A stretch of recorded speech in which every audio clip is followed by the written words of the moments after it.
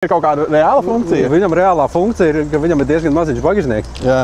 Tad uzliek šeit mantas? Kaut kādu čemodānu te var uzlikt ciet, ar gumiņu piespraust klāt. Nu, tā kā žiguļiem uz jumta agrāk bija tāda pati funkcija. Tā ekstra dārga izmaksāja, gan jau, saka. Nu, viņa kaut kādu 1000 maksāja, kad bija papildus pārdot. Ej, nu, es labs.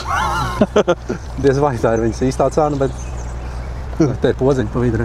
Nu, viņš ir ņemams nostarp citu, te reku viņu var noņemt. Nu, tā tad izmērīsi. Nu, uz lielveikalu var aizbraukt pēc drēbēm. Jā.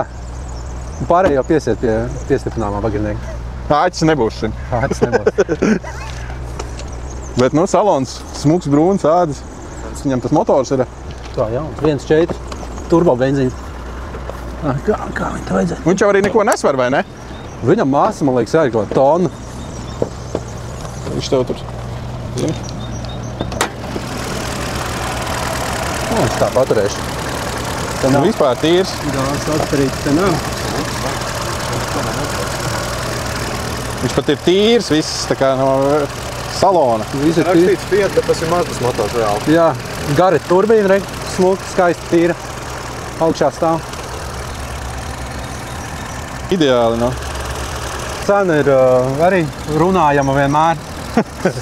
Un apspriežama. Tagad stāv 24 000. Kā sirds to grib, tad jums šī ir brīnišķīga iespēja tikt pie pilnīgi gandrīz jauna auto.